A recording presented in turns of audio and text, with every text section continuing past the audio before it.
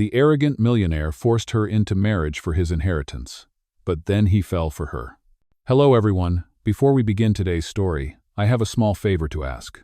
Please hit subscribe and turn on the notification bell so you never miss our channel's new videos. It's quick, free, and the best way to support us in bringing you more dramatic stories. Your support means the world to us. Where are you watching from? Drop your city or country in the comments below.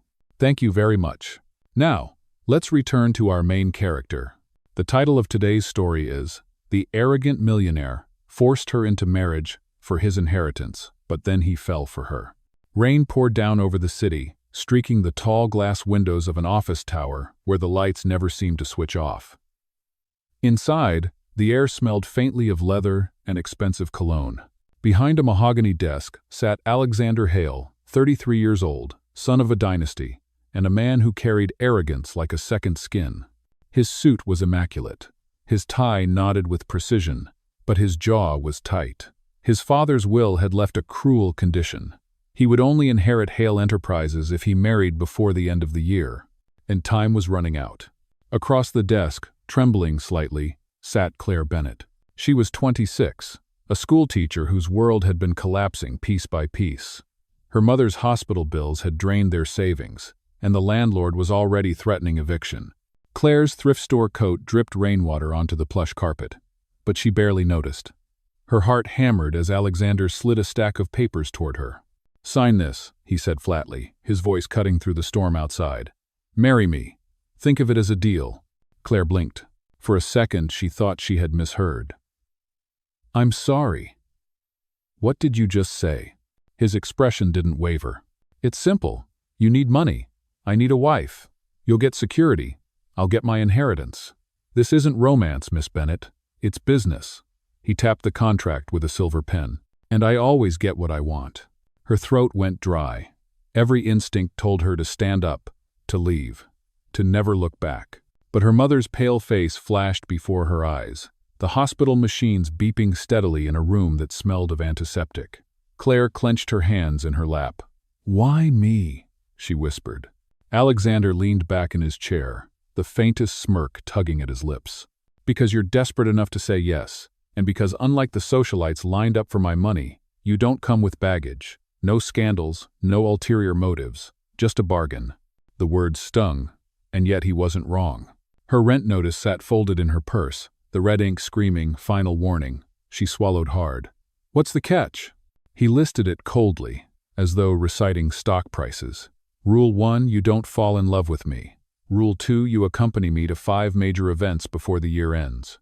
Rule 3, you stay out of my personal affairs. And Rule 4, you keep our contract secret. You'll have your own room, your own space. All you have to do is play the role." Claire's head spun. The rain outside pounded harder, as if echoing her heartbeat. She should have walked away, yet somewhere deep inside, she knew she was already cornered. If she said no, she would lose her home. Her mother's treatments, everything. Alexander slid the silver pen across the desk. "Decide, Miss Bennett. I don't wait." Her fingers trembled as they closed around it. She stared at the neat rows of legal text, every line screaming trap, every clause chaining her to a man who looked at her like she was nothing more than a pawn. But then she thought of her mother's frail hand clutching hers, whispering not to give up. Claire closed her eyes, inhaled sharply, and signed. When she lifted her gaze, Alexander was already watching her with a victorious glint in his eyes. "Good," he said smoothly. "Welcome to your new life, Mrs. Hale." The words cut like glass. A marriage that was nothing more than a contract. A beginning forged not by love, but by desperation. And yet, fate had a strange way of twisting arrogance into something neither of them could predict. Claire walked out of Alexander Hale's office that night with the rain still pounding against the city sidewalks, her signature burning on the paper like a scar she couldn't erase. Her thrift store shoes squished with every step, and the chill of the storm clung to her skin as if the contract itself had followed her into the street. She wrapped her coat tighter, but the cold wasn't only from the weather. It was the weight of what she had just agreed to. Back in her small apartment on the far side of the city, the lights flickered weakly as she pushed open the door. The place smelled faintly of old paint and damp carpet. Her mother, Eleanor, lay propped up on the worn couch, a thin blanket over her frail frame. The oxygen machine beside her hummed softly, steady but fragile. Claire dropped her bag by the door, forcing a smile she didn't feel. "You're soaked," Eleanor whispered, her voice raspy from both illness and exhaustion. "Did the interview go badly?" Claire hesitated, her throat tight. She couldn't tell her mother the truth, not yet. Not that she had just sold her future to a man who looked at her like property. "It was different," she said carefully, kneeling to adjust the blanket around Eleanor's shoulders. "Don't worry, Mom. Things will work out, I promise." The promise tasted bitter. She moved to the tiny kitchenette, where the cupboard doors hung loose and the shelves held little more than instant noodles and a half-empty jar of peanut butter. She boiled water, letting the steam fog the cracked window, trying to drown out the sound of the oxygen machine and her own thoughts. When she carried the mug of tea back, her mother was dozing, a soft wheeze in each breath. Claire sat quietly on the floor beside the couch, hugging her knees, staring at the peeling wallpaper. She pulled the rent notice from her bag. Final warning. The red ink glared up at her like a curse. Tomorrow, the landlord would come again. She folded it back and shoved it deep into her purse, as though hiding it could make it disappear. The memory of Alexander's cold eyes flashed again. "You're desperate enough to say yes." He had been right, and that stung the most. She hated him for seeing through her so easily, for knowing exactly where to push, but she hated herself more for not walking away. Later that night, as thunder rolled over the city, Claire opened the drawer of the rickety nightstand and pulled out her sketchbook. The pages were filled with pencil drawings, portraits of students she once taught, doodles of places she dreamed of visiting, a half-finished design of a classroom painted with sunlight. She traced a finger over the lines, remembering the day she first thought she might become an art teacher before life had shoved her into survival mode. Her eyes blurred with tears she refused to shed. Tomorrow, she would have to look Alexander Hale in the face again and begin the charade of being his fiancée. Tomorrow, she would have to smile at strangers who whispered, "Gold digger," and pretend the contract didn't feel like shackles. But tonight, she let herself whisper the truth into the quiet room. "I didn't choose this," she murmured to the sketchbook, as if the paper could absorb her confession. "But I'll endure it, for Mom." A soft cough from the couch reminded her why she had signed. Claire closed the sketchbook gently, slid it back into the drawer, and switched off the lamp. The city outside roared with rain, neon signs glowing against the wet pavement, but in that small apartment, the only light came from the blinking machine that kept her mother alive. She lay awake long after midnight, staring at the ceiling, the storm echoing her thoughts. Somewhere across town, Alexander Hale was likely sipping aged whiskey in a penthouse, convinced he had won, but Claire vowed silently to herself. She might have signed his contract, but she would not let him own her spirit. The deal was made, the trap was set, but deep inside her, a spark of defiance flickered, small, fragile, but alive. And though she didn't know it yet, that spark was the one thing Alexander's arrogance could never predict.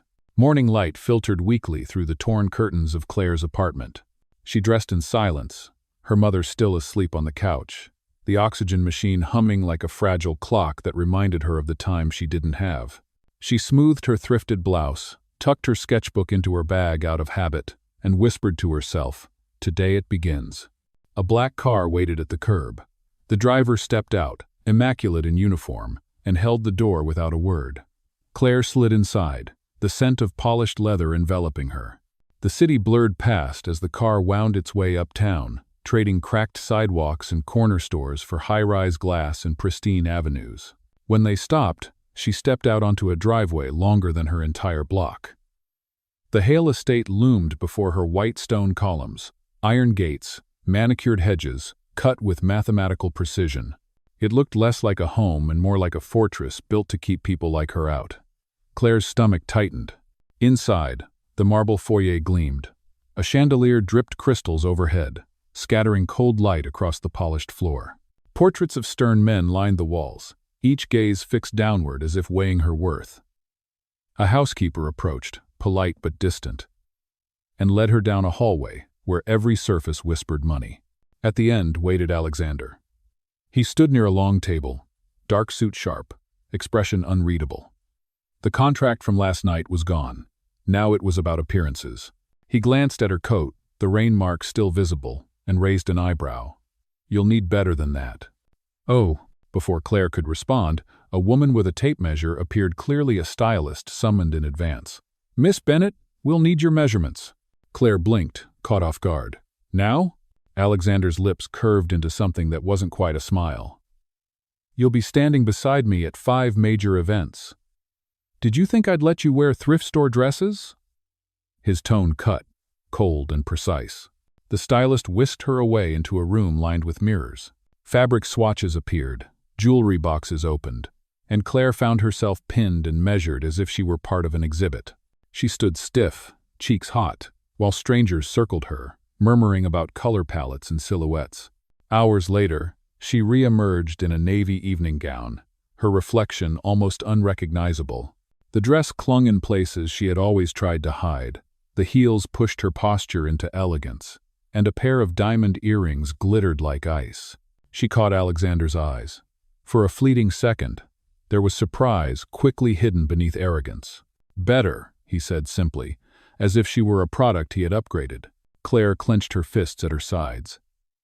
"This doesn't change who I am." He tilted his head, studying her. But it changes who they see, and that's all that matters." Dinner was served in the cavernous dining hall. The table stretched so far that Claire felt like a child lost in a maze. Staff moved silently, placing plates she barely recognized. She picked at the food, her appetite gone. Alexander ate with practiced ease, every gesture refined, as though he had been born to sit on a throne. Finally, she broke the silence. "Why do this at all? Why marry someone you don't even like, just for money you already have more than enough of?" For the first time, his composure cracked, just slightly. His eyes darkened. "Because control isn't about what you have. It's about what you keep. Without the inheritance, my relatives will circle like vultures. They'd tear the company apart within a year. I won't let that happen." His words echoed, cold but laced with something sharper fear, maybe. Claire realized then that beneath the arrogance lay a man haunted by the shadow of a family name, too heavy to carry alone. She set her fork down, her voice steady. "Then you've trapped us both in a lie." Alexander looked at her across the endless table. For a moment, the storm outside rattled the windows, the only sound between them. Then he leaned back, expression unreadable once more. "A lie, perhaps, but one you chose to sign." Claire said nothing, but inside her chest, defiance stirred again. She might wear his gowns, sit at his table, play the role of fiancée for the world to see, but she refused to be silent forever. The contract had rules, but so did she. And sooner or later, Alexander Hale would learn that not every pawn stays in its place. The first test of their contract came sooner than Claire expected. Just 3 nights after she moved a few belongings into a guest room at the Hale estate, Alexander summoned her to the grand staircase. He was already in a tailored black tuxedo, every line of his suit razor sharp. "Tonight is a shareholders gala," he said briskly. "You'll stand at my side. Say little. Smile when necessary. Remember the rules." Claire smoothed the fabric of the silver gown the stylist had chosen, her pulse racing. The dress shimmered under the chandelier, but she felt like a fraud wearing it. She took a slow breath, clutching the tiny clutch bag that held nothing more than her mother's photograph and a tube of lipstick. The gala was held in a downtown ballroom, lit with golden chandeliers, every table dressed in crystal and white roses. A string quartet played as the city's elite drifted across the polished floors. Claire stepped out of the car and instantly felt the heat of camera flashes. Paparazzi shouted Alexander's name, then turned their attention to her with hungry curiosity. "Who's she?" someone called. "Is this the fiancé?" another voice barked. Flashes exploded, blinding her. Alexander's hand slid around her waist, firm and possessive. He leaned down just enough for only her to hear. "Keep your head up. You're mine now. Own it." She swallowed hard, lifted her chin, and forced a small smile. Together they walked into the ballroom. Immediately, whispers rippled through the crowd. Women in glittering gowns tilted their heads, assessing her. Men exchanged knowing glances. She could almost hear the word hanging in the air like smoke. Gold digger. One bold reporter broke through the crowd. "Miss Bennett, how does it feel to catch New York's most eligible bachelor? Was it love at first sight?" Claire froze, throat tight. 100 eyes bore into her. She remembered Alexander's warning. Say little, smile. But the humiliation of their stares pressed harder than the lights. Something inside her snapped. It wasn't love at first sight, she said clearly, her voice steady despite the tremor in her hands. But sometimes life gives you choices you don't expect. I may not come from wealth, but I value honesty, hard work, and dignity. If that makes me unworthy in your eyes, so be it. The room went silent. The reporter blinked, caught off guard. Somewhere at the edge of the crowd, someone actually clapped. Claire's cheeks burned, but she stood tall, refusing to shrink. Alexander's grip on her waist tightened, but when she glanced up, his expression wasn't anger. It was something else, something like surprise, and, fleetingly, admiration. Later, when they sat at the long banquet table, he leaned toward her, his tone low. That wasn't part of the script. Claire's fingers curled around the stem of her glass. Maybe not, but it was the truth. For the first time since she met him, Alexander didn't have a cutting reply. He simply looked at her, silent, as if reassessing the woman he had dragged into this contract. As the evening wore on, Claire managed polite conversations with a few shareholders' wives. To her astonishment, one older woman smiled warmly. My dear, you've got a backbone. Don't let these people tell you otherwise. Claire felt heat in her eyes, quickly blinked away. It was the first kindness she had received in this gilded cage. When the gala ended, Alexander escorted her back to the waiting car. The city glittered outside as they drove through the night. Silence stretched between them until Alexander finally spoke. You may have made enemies tonight, he said evenly. But you also made me look at you differently. Claire turned to the window, the reflection of the gown shimmering in the glass. I didn't come here to please you, Alexander. I came here to survive. His jaw tightened, but he said nothing more. For once, his arrogance had no easy answer. Back at the estate, Claire removed the earrings, the gown, the mask she had worn all evening. Alone in her guest room, she exhaled a shaky breath. The whispers still rang in her ears, but so did her own voice, the one that had chosen to speak instead of stay silent. The contract might have rules, but tonight she had broken one. And strangely, it felt like the first step toward freedom. What she didn't yet realize was that Alexander Hale, cold, arrogant Alexander, had felt something shift too. The night after the gala, Claire thought she would finally rest. But sleep never came easily inside the Hale estate. The silence was too heavy, the walls too polished, and the bed too large for someone who had always lived in small rooms where every sound was familiar. She turned in the sheets, replaying the moment she had spoken in front of the crowd, the stares, the whispers, the sudden hush. She had expected Alexander's fury afterward, maybe even a threat to tear up the contract. Instead, he had been strangely quiet. That unsettled her more than his arrogance ever could. The next morning, sunlight streamed through the tall windows as the staff moved about briskly. Claire wandered into the breakfast room, still unused to being served by maids carrying silver trays. Alexander sat at the head of the long table, scrolling through his phone, a cup of black coffee untouched at his elbow. Without looking up, he said, "You caused a stir last night." Claire braced herself. "If you want to end this, fine, I'll walk away." Finally, his eyes lifted from the screen. There was no anger there, only calculation. "End it. Number. The board called me this morning. They said you were refreshing. Authentic. Do you realize how rare that is in my world?" Her breath caught. "So you're saying my defiance worked in your favor?" A smirk ghosted his lips. "For once, yes. Don't let it go to your head." She wanted to snap back, but the truth was, his words left her oddly shaken. It wasn't approval exactly, but it wasn't dismissal either. Somewhere in the middle, an unspoken shift had begun. That afternoon, Alexander took her to his corporate headquarters. The Hale Enterprises tower rose like a blade of glass against the city skyline. Inside, employees straightened as he passed, their greetings a mix of respect and fear. Claire walked beside him, every step echoing on the marble floor, aware of how out of place she looked among the suits and heels. In the boardroom, the directors waited. Silver hair, sharp suits, watchful eyes. Alexander introduced her with the barest nod. "This is Claire Bennett, my fiancée." The word landed like a stone in her stomach, though it was only part of their arrangement. She forced a polite smile, but the murmurs were immediate. One director leaned forward. "She spoke well last night. Grounded. Not the usual selection." Another frowned. "Still, she's untested. Marriage is one thing. Representing this company is another." Claire's cheeks heated. She wanted to disappear, but then Alexander's voice cut through the room, firm and steady. "She'll handle herself. Don't underestimate her." Her eyes flicked to him in surprise.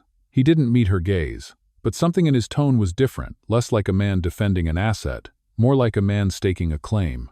After the meeting, they rode the elevator down together. The silence stretched, punctuated only by the hum of the lift. Claire finally asked, "Why did you defend me?" His eyes were fixed on the floor numbers. "Because you're part of this deal, and when my name is tied to yours, your strength benefits us both." The words were practical, cold even, but beneath them lingered something else, a trace of respect she hadn't expected. That evening, back at the estate, Claire stepped onto the balcony to breathe in the night air.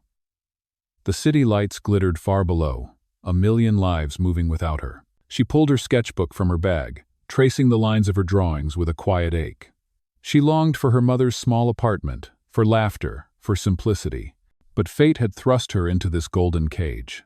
Behind her, the glass door slid open. She turned to find Alexander standing there, jacket undone, tie loosened, his usual armor cracked by exhaustion. He looked at her, really looked, for the first time. "You're not what I expected," he said quietly.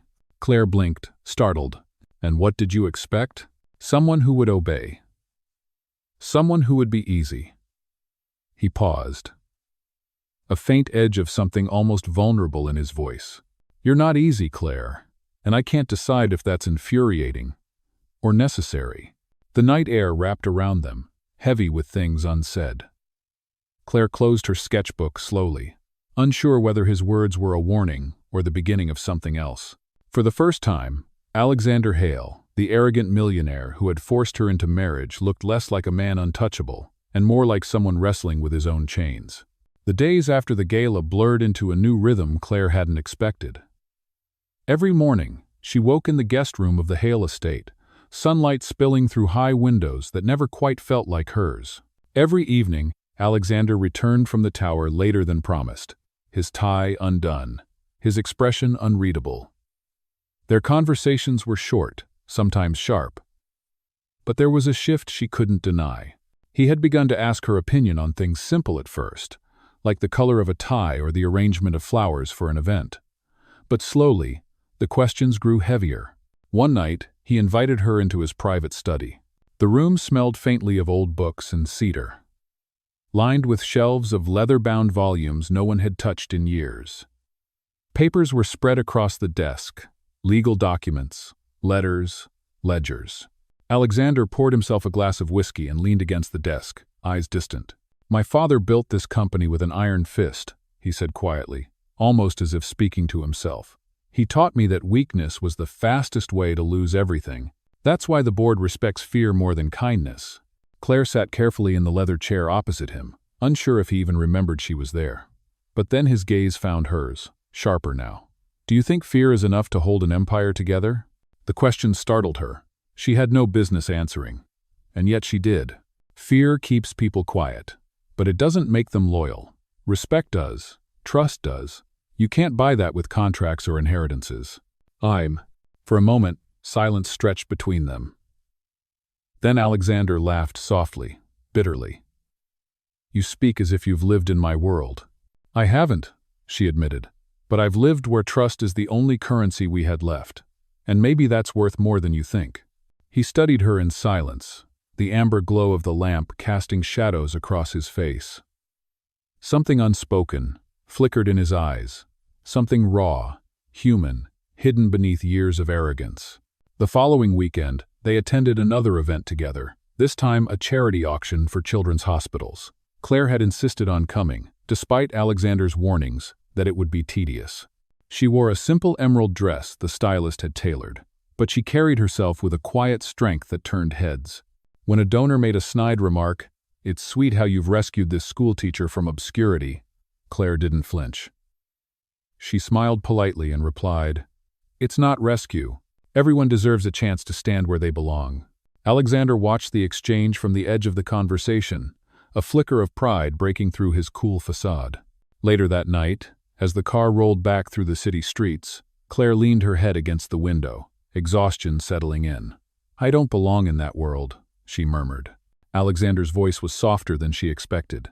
"You belonged more than half of them did." She turned to him, surprised, but he looked away quickly, as if he hadn't meant to say it out loud. Back at the estate, Claire walked to her room, her heels clicking against marble floors. She paused outside his study, where light still glowed beneath the door. For a moment, she considered knocking, but instead, she let the silence linger, carrying with her the strange warmth of his words. The contract had started as chains, cold and suffocating, yet in the quiet moments on balconies, in boardrooms, at crowded galas, those chains were shifting. And somewhere beneath the arrogance, Alexander Hale was beginning to reveal the cracks he had sworn no one would ever see. It happened on a night that should have been routine. The Hale estate was lit for yet another gathering, this one smaller shareholders, close family, a few influential partners. Claire wore the gown chosen for her, smiled when expected, and played the role she had signed for. But beneath the polished surface, whispers brewed like storm clouds. Near the end of the evening, Alexander's cousin, Vincent Hale, stepped forward with a glass raised high. His grin was sharp, his words laced with venom. "A toast," he said loudly, drawing the attention of the room. "To my dear cousin Alexander and his bride-to-be. Such a heartwarming love story. Or should I say, business arrangement." The air shifted instantly. Conversations hushed, eyes turned, and the weight of suspicion pressed down on Claire's chest. She froze, every muscle rigid, while Vincent's smirk deepened. "Funny, isn't it, that the ink on their contract is fresher than their feelings?" Gasps rippled through the crowd. Someone whispered contract marriage. Cameras from invited press flickered, capturing every second. Claire's breath caught in her throat, shame burning hot. She could feel the room closing in, the whispers sharpening into knives. Alexander set his glass down with deliberate calm. His expression didn't break, but his hand curled into a fist at his side. "Enough, Vincent," he said, his voice low but dangerous. "Oh, come now," Vincent pressed, feigning innocence. "We're family. Surely the truth can stand the light. Unless, of course, it's too fragile to survive it." Claire's vision blurred. She wanted to run, to disappear, to tear the contract into shreds. This was the trap she had feared from the beginning, exposed, humiliated, reduced to nothing more than a pawn. She turned to Alexander, expecting cold calculation, maybe even silence. But his eyes met hers, steady and unreadable, before he turned back to the crowd. His jaw tightened, his shoulders squared, and in that moment, she realized a choice was about to be made, one that could either destroy them both or change everything. Vincent lifted his glass again, mockery dripping from his tone. "To contracts, cousins, and the price of inheritance." Before he could finish, Alexander's voice cut through the room, sharp as glass. "This marriage isn't a contract," he said. The room stilled. Claire's heart stopped. It began as one, yes, but not anymore. Every head turned, every eye fixed on them. Claire's pulse pounded in her ears. Alexander stepped closer, his hand brushing hers, anchoring her as the ground threatened to collapse beneath her. "She is my fiancée," he said firmly, gaze locked on Vincent. "And she is more real to me than any of you standing here with your knives hidden behind smiles." The silence that followed was heavy, electric. Vincent's smirk faltered, just slightly. But for Claire, the damage was done. The whispers would not vanish overnight, and trust was not so easily mended. Yet in Alexander's words, there was something she had never expected to hear: truth, unpolished and raw. When the night finally ended and the guests trickled out, Claire stood alone in the dim corridor outside the ballroom. Her hands shook, her breath uneven. Alexander approached, his expression shadowed, his voice low. "I didn't plan to say that." She met his gaze, tears burning at the corners of her eyes. "Then why did you?" For once, Alexander had no arrogant reply. Only silence, and in that silence, something unspoken passed between them, fragile and dangerous as fire. Claire couldn't shake the humiliation of that night. The whispers replayed in her head long after the ballroom had emptied, echoing louder than Alexander's defense. She paced her guest room, dress still glittering under the lamplight, her hands trembling as she pressed them to her face. It's not a contract anymore. His words had stunned her. But were they real, or just another performance for the board? The next morning, she rose early and slipped out before the household stirred. She needed air. She wandered through the city streets. She knew where laundry hung from fire escapes, where shopkeepers waved from behind counters, where her mother's hospital sat humming with life. She stopped outside the small art supply store she once dreamed of frequenting. In the window hung blank canvases, stacks of sketch pads, brushes she could never afford. For a moment, she pressed her hand against the glass, aching for the girl she used to be. When she returned to the estate, a surprise waited. The housekeeper led her not to her room but to the east wing, where a door she had never opened stood ajar. Inside, sunlight poured over canvases, easels, jars of paint. The scent of turpentine and new wood filled the air. Her sketchbook sat open on the central table, its pages copied onto large frames. Every drawing she had made, her students, her mother. The dream classroom had been enlarged, displayed as though they belonged in a gallery. Claire's breath caught. She turned to find Alexander standing in the doorway, hands in his pockets, eyes unreadable. "You went through my things?" Her voice trembled with both anger and disbelief. "I saw them weeks ago," he admitted. "I thought you deserved to see your work the way others should. So I asked a curator friend to prepare this. Consider it a grand gesture." She shook her head, overwhelmed. "Why? To make up for humiliating me? To prove you're not the arrogant man I met in that office?" He stepped closer, his tone quieter. "Because I wanted you to know you're more than what they call you, more than what this contract made you." Her throat tightened. For a long moment, neither of them spoke. She walked slowly around the room, fingertips grazing the edges of her own dreams reflected back at her. At the far wall, a blank canvas leaned against the easel, a single note taped to it in Alexander's hand.